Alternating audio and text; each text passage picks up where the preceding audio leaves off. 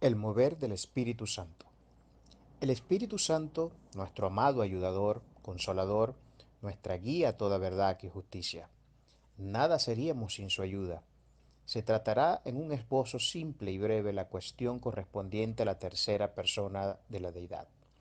Sin duda, el Santo Espíritu de Dios se mueve en la vida de todo verdadero hijo. Pero, ¿en qué contexto y bajo qué características se da ese mover? No se pretende dar una cátedra neumatológica, solo unas breves pinceladas en cuanto a su función. Para ello se responderá ante todo a lo que no es el mover del Espíritu Santo. El motivo esencial es porque gran parte del pueblo creyente atribuye al Espíritu Santo funciones que no tienen punto de contacto con la realidad bíblica. La iglesia contemporánea ha sido muy propagandística e histriónica cuando quieren presentar al Espíritu Santo en su mover congregacional y personal. Actualmente el aval de buena parte de las iglesias en relación al poder del Espíritu Santo dista con mucha distancia de ser lo que la Biblia enseña sobre él. El sentir y las emociones, el sensacionalismo cristiano, cargado con una serie de elementos disruptivos al verdadero mover del espíritu, son el pan de cada día en esas instituciones. Gran parte de los ministros hoy hacen uso de técnicas psicológicas para oxigenar el carácter sensual, es decir, emocional, en el creyente promedio, mas no aluden al escrito está, a la episteme correcta de los conceptos bíblicos. El ministro promedio no se centra en educar, sino en mover emociones con mensajes plagados de supuestas profecías diseñadas con una altísima carga emocional. Gritos, temblores, el sentir de la unción, caídas masivas en el piso, brincos y un sinfín de situaciones que según estos predicadores son el aval indiscutible del mover del Espíritu Santo, toda una muestra de musculatura espiritual según ellos. Uno de los grandes problemas de usar esos métodos es que toda decisión a la que se arribe por un estímulo dura lo que dura el estímulo. En otras palabras, solo hace falta salir de las cuatro paredes del templo y que la emoción de las caídas y todo lo demás haya pasado para que el creyente siga siendo lo mismo de siempre. Tengo ardua experiencia en esas situaciones. Por más de 10 años fui practicante de ese evangelio del supuesto poder del Espíritu Santo que se refleja en los actos antes dicho. Jamás vi en ninguna de esas supuestas ministraciones un carácter emancipador en el creyente. Vi caer a decenas ante mis ojos, recibiendo incluso supuestas palabras proféticas. Sin embargo, jamás observé ningún cambio sustancial en la vida de ninguno. Permítame ir un poco más allá. Muchos de esos creyentes, objeto de esas superunciones, hoy ni siquiera militan dentro de nuestra fe, sino que se han ido totalmente al mundo a vivir de sus pasiones y deleites. Esto bíblicamente presenta otro gran problema insoluble. La palabra enseña que aquel que ha saboreado el poder del Espíritu Santo nunca vuelve atrás, según Hechos 6 del 4 al 6. Me pregunto en este punto, ¿qué pasó entonces con esas personas? Si las caídas, los temblores, el fuego, los gritos, saltos, escarcha, aceite en las manos, etcétera, eran realmente la unción del Espíritu Santo, ¿cómo se explica entonces que sus estados espirituales no cambien y peor aún, el retroceso de muchos hermanos en la fe? Estas premisas no permiten suscribir otra conclusión más a la de que tales acciones no obedecen al verdadero mover del Espíritu Santo, que no es más que el sensacionalismo eclesiástico con una alta carga de folclore teológico lo que impulsa tales episodios con todo su aparataje psicológico. Un exacerbado patos, carente de su logos normativo. Fundamentémonos con un carácter más científico en lo que se registra en el documento sagrado, para examinar si tales irregularidades presentes en la iglesia de hoy formaban parte de los tiempos del Mesías. No hay mejor libro para ver el mover real del Espíritu Santo que el libro de los Hechos. En el capítulo 2 de dicho texto vemos la promesa cumplida del derramamiento del Espíritu Santo. En ese episodio se reparten lenguas a un grupo multiétnico. El poder cayó sobre los presentes, judíos y gentiles, quienes todos a una voz hablaban lenguas que lograban entender. Lucas, autor de Hechos, un historiador de alta gama, considerado por expertos como uno de los mejores historiadores de la antigüedad, era muy preciso en sus registros, comprobado así por diferentes hallazgos arqueológicos. En su descripción del Pentecostés, jamás registra caídas revoltosas por parte de los que fueron embestidos del poder y la unción del Espíritu Santo. Tampoco movimientos corporales extraños y exacerbados sin coordinación. De haber ocurrido caídas o alguna de esas irregularidades de hoy, no creo que Lucas, un historiador impecable en registrar los detalles, hubiera pasado por alto algo así. Los grandes discursos de Pedro, donde miles se convirtieron y recibieron el Espíritu Santo, tampoco son episodios donde Lucas relata el espectáculo que las iglesias hoy hacen en aras de demostrar que tienen la unción del Espíritu. Alguno se podría preguntar, ¿es usted un teólogo liberal o un frío intelectual que no cree en el mover del Espíritu Santo? En ninguna manera. De facto, no hace falta ser ni lo uno ni lo otro para detectar las irregularidades en ese sentido.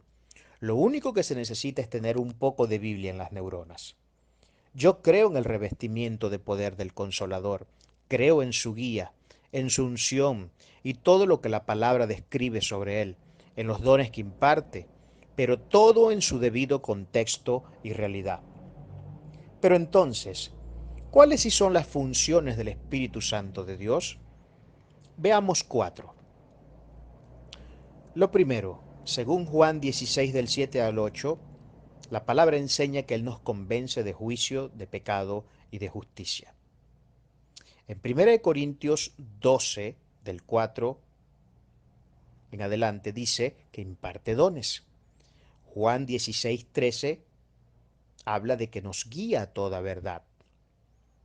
Por último, Juan 14:26 afirma ser nuestro consolador, quien nos enseña y recuerda la palabra de Dios. Esas son fundamentalmente las facultades del Espíritu Santo, entre otras que surgen por derivación. El ejercicio de esas funciones del consolador es lo que la palabra llama poder y unción.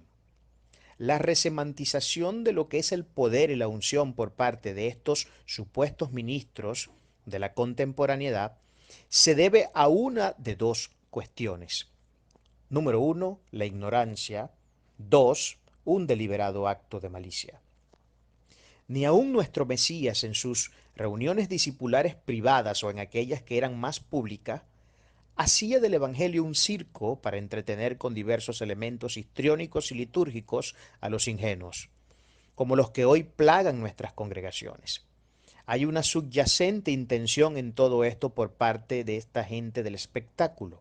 Analicemos solo tres de ellas. Entretener con el circo y el espectáculo atrae las masas. Esta sería la primera. Lo que se traduce en más dinero. La educación bíblica verdadera acá no es una opción, puesto que no es nada conveniente. Primero, porque la verdad vende muy poco y esta gente entiende que vender sus falsos productos es un negocio muy lucrativo.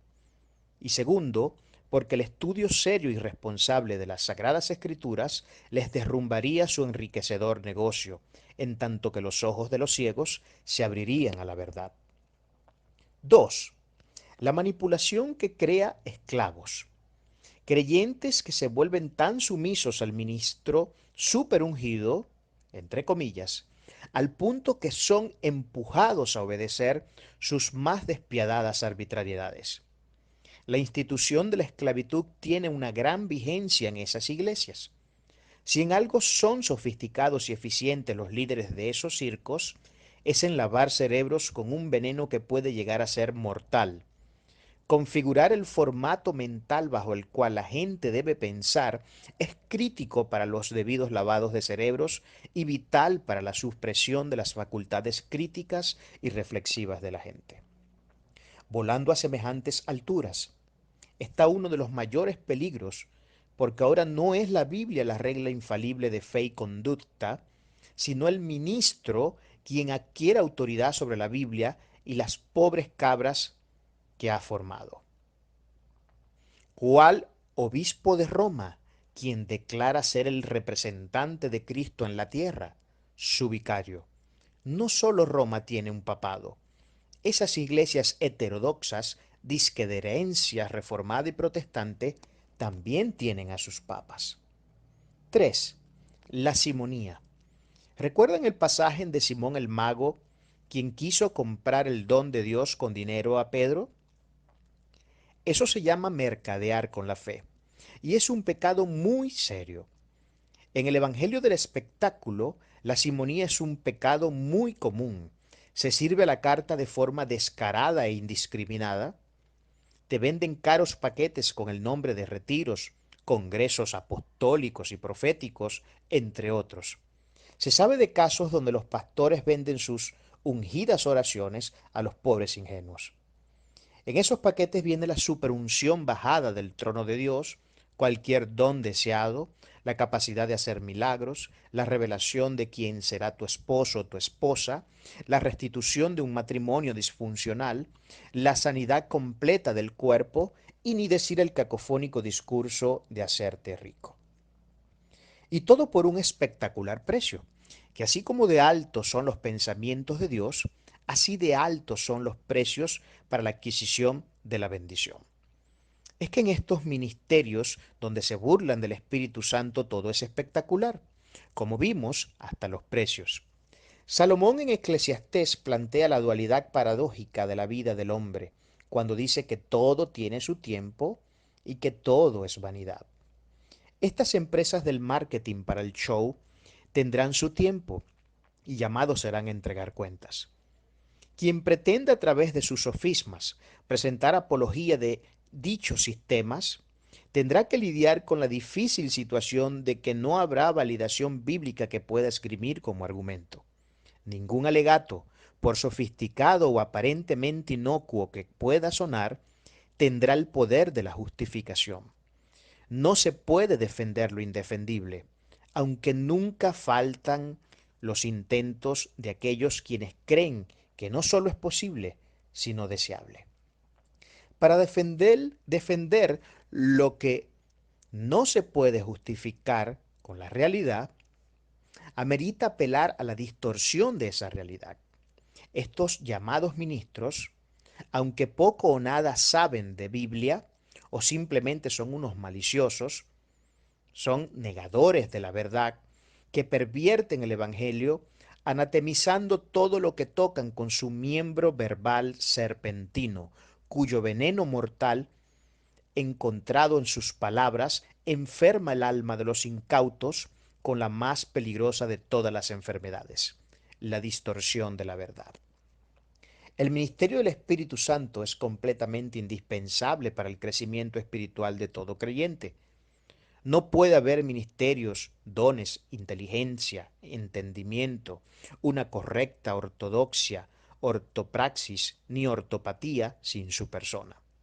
Y como vimos líneas atrás, la Biblia es expresivamente clara cuando habla de la labor del Espíritu Santo de Dios en nuestras vidas. Las elucubraciones planteadas desde una doxa distante a toda realidad siempre será un grave error que se pagará a un precio muy alto.